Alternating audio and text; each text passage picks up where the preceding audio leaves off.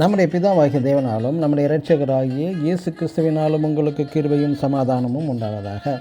கிறிஸ்து இயேசுவுக்குள் அன்பான சகோதர சகோதரிகளே, இன்று நாம் தியானத்துக்கு எடுத்துக்கொள்ள இருக்கிறதான வேதவசனம் எபிரேயர் 11:33 விசுவாசத்தினாலே அவர் சிங்கங்களின் வாய்களை அடைத்தார்கள். ஆமென்.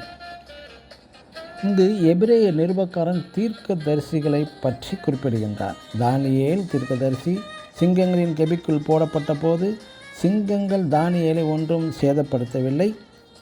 தன்னை சிங்க கெபியினுள் போடுவித்த ராஜாவினிடத்தில் தானியேல் என்ன சொல்கிறான்? தானியேல் 6:22 அதாவது சிங்கங்கள் என்னை சேதப்படுத்தாதபடிக்கு தேவன் தம்முடைய தூதனை அனுப்பி அவைகளின் வாய்களை கட்டி போட்டு விட்டார்.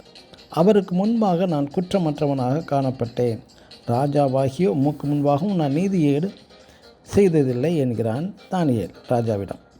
அதன் மூலமாக தானியேல் விசுவாசத்தின் தேவனாலே சிங்கங்களின் வாய்களை அடைத்து விட்டான். தானியேலுக்கு இப்படிப்பட்டதான ஒரு மேன்மையான விசுவாசம் கிடைத்தது?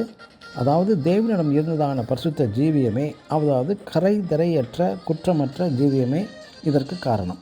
சிங்கம் ஒரு மாமிச பட்சினி. தானியேலிடம் மாமிசம் இல்லையா? அப்படி அல்ல.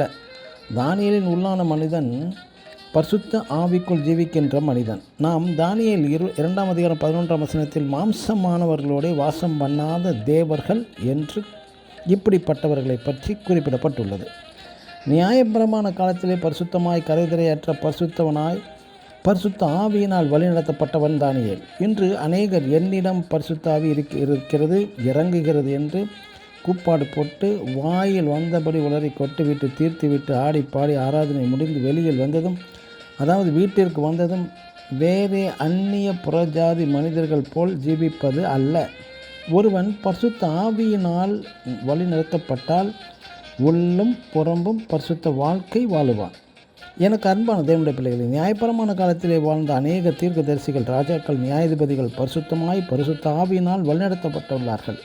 நான் இன்று கிருபையின் காலத்தில் ஜீவிக்கும் தேவ பிள்ளையாகிய நாம் எப்பொழுதும் இன்னும் அதிகமாய் பரிசுத்த ஆவிக்குள் ஜீவித்தால் சிங்கம் போல சத்துரு சோதனை வந்தாலும் நாம் எளிதில் அவைகளை மேற்கொண்டு ஜெயித்து விடலாம். ஆமென். God bless you.